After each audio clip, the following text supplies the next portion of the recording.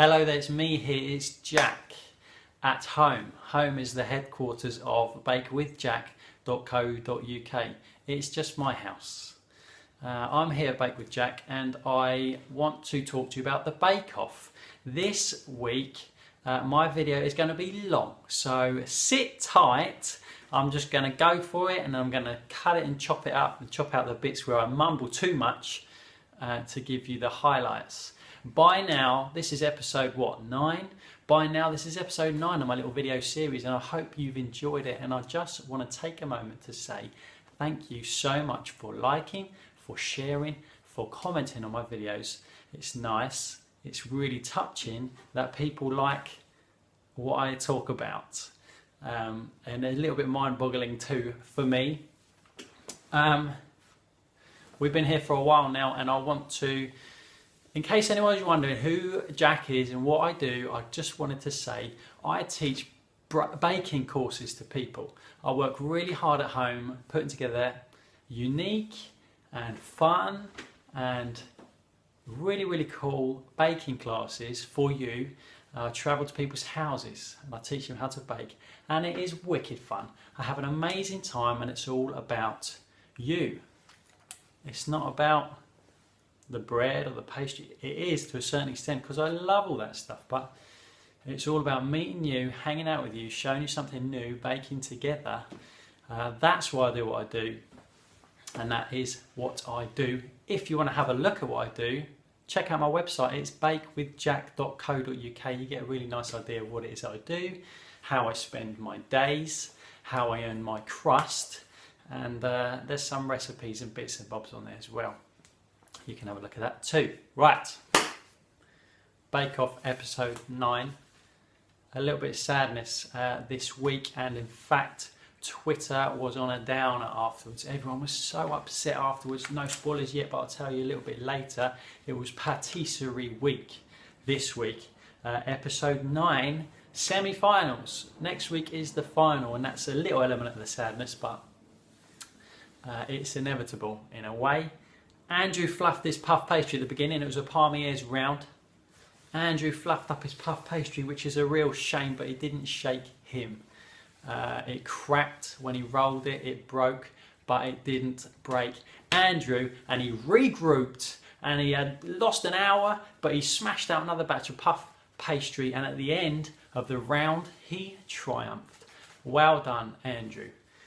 He did really well. In fact, everyone's Parmier's was quite cool in a different way this week. Jane and Selasi did some real nice folding techniques and cutting techniques. That was really quite clever and really nice to see. I want to talk a little bit about Selasi now at this point, because in the past you may have seen I talk about him being quite chilled out, a little bit too chilled out for my liking, and because of that I didn't really connect with him very much. Because he was so chilled out and too relaxed in my mind, it gave the impression that he didn't really care what he's doing, but I'm sure of course he did care, but it gives that impression, that feeling that he's not really bothered what happens. But this week, especially in the Parmier's bit, he was a little bit concerned, he was pacing a little bit and he had a little bit of sweat on his forehead, and he was a little bit concerned about his Parmier's because he knew he didn't have time to bake it, he knew he didn't have enough time, and he was worried about it. And that worry, funnily enough, almost makes me warm to him a little bit more, because showing that he's that way, that he is worried, that he does care, that he really cares. It was a little bit touching, a little bit sad to see that he having made a mistake, was a little bit upset about it, and it was really it brought me to him a little bit closer a little bit, which I thought was a little bit weird. But I think if stuff goes wrong and you get the impression that people are not bothered, then it's not an issue. But if stuff goes wrong and you can tell he was upset this week with it, it was a bit of a shame, and it drew me to him a little bit more. So there you go. That's my thoughts on Selasi this week. On to round 2, the technical. It was a savarine, which is a yeasted cake. I've only ever done one yeasted cake, and it was years ago someone sent me a Herman the German. I don't know if everyone's done that before, but it was wicked tasty. I haven't done one since then, and that was years ago now, and I wonder how you're supposed to treat it, if you treat it like a cake or if you treat it like a bread or if you treat it somewhere in the middle, because they're both quite opposite things to do in terms of the gluten development of the flour and all that stuff. So that was quite interesting to see. A little bit tight on time again. There was another round that was tight on time, I can't remember when it was, but I mentioned them being a bit tight on time. They were a little bit tight on time, which forced them all to cream up their saverins a little bit too early, making some of them melt a little touch, but Paul wasn't bothered. Paul wasn't bothered. So there you go. Maybe he knew it was a bit tight on time, but that was a really interesting round, I think. And Jane got first place, as my notes tell me. Jane got first place. Well done, Jane. Well done. It's so weird at this stage of the competition. You know, I know we tweet each other sometimes and that, but I really feel like I know everybody there, and I'm sure everybody at home does as well, but I really feel like I know everyone and got a bit of a connection with people. And some tweets are flying about, and it just brings the whole thing a bit closer. You can tell everyone's well tight in that group.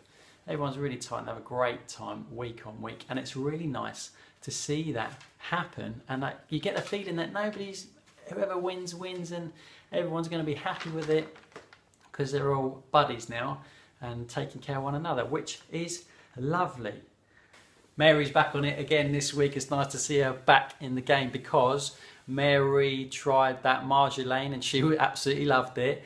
And last week she was not impressed with Paul's jumbles. She wasn't. I don't think she was. Nobody taped that bit and sent it to me, but never mind. Maybe it's coming in the post box soon. This week, what was it? Orange booze. Orange booze in a savarin, put orange booze in it, and Mary was wrapped around your little finger. Amazing. Okay, on to round 3, the Fondant Fancy Showstopper. And this, again, another tricky one to get done in the time limit. Even Mary Berry said you do it 2 days in a row. You do it one day and then you let the sponge set up so you get a real nice clean cut. And if you notice, none of them really had that real clean cut they were looking for, which is fine under the circumstances. Everyone did well. It was a tough one to fit into the time limit, and even so, Selasi did his sponge twice. Nice one, Selasi, for redoing your sponge, because Mary had a peek and she was like, "Oh, do you sieve your flour?" And he's like, "No." So he did it again, and he sieved his flour, and and he did it, and it came out very nice and very pink. There was a lot of vivid colours, which does put me off a little touch, I must admit. I've got down in my notes, Jane Genius masher technique. She used that masher to hold her fondants while she was doing the old fondant icing on the top, and that was clever. There was a lot of stuff going on, a lot of mess all over the place. It was tight. I think it was too tight, and it's a shame they don't have time to really create something great, to really nail it. If I was on there, that would really frustrate me. I didn't have time that I needed to really tighten things up, make things look spot on. But that is part of the game, isn't it, I suppose? That's part of the game. Andrew's got moves. Andrew's really delicate with his sponge. He's got moves, and I thought this way back. What was the one? I think it was the marjolaine, when he piped that stuff into a tray when everyone else spread it in, and I'm thinking, okay, Andrew knows what he's up to. He's got moves. Did you see him? He had like a sponge and a fork, and he was doing the fondant icing over the top, and he's naturally got it in his fingers, in his rhythm, in his heart and soul. You can tell that he's got it, he's all over it. And we didn't see a lot of what he was doing. If you noticed, we saw a lot of what everyone else was doing, but we didn't see his finished final ones until right at the end when he presented it and when they judged it. And I knew it was going to look good because Andrew's got the moves. He's got it down. I knew it was going to look good. I knew it was. I'm not just saying that. I knew it was going to look good because you can tell he's got it under his fingers. He's a legend. Really enjoyed that. I really enjoyed the whole thing, and it's tinged with a little bit of sadness because it's the last one next week, and after that we don't know what's going to happen. And it sounds ridiculous to get a little bit sad about a TV show ending, but I don't think it is ridiculous. I love it. I love watching it. I love hanging out with everyone on Twitter afterwards. I love having a chat with everyone about it. Not along the way. I like to give it my undivided attention, turn the phone off, sit in front of the bake-off for an hour. But before and after, it's wicked fun connecting with you all. I've really loved doing these videos as well. one more next week I will do for the final. Next week, really looking forward to it. Here come your spoilers. Who went out? Andrew went out. Real shame. Only joking. Only joking. Andrew didn't go out. Selasi. No. Selasi. Sorry. Selasi went out. And it was sad this week because we just connected. I just saw your vulnerability. I think that's what it is. I just saw you a little bit vulnerable. I could tell you cared. You redone that sponge in the final round to really nail it. Hit it on the head. And you've done really well. And if you went last week, I wouldn't have been sad. But this week you went and it was sad. There's a lot of love on Twitter for Selasi.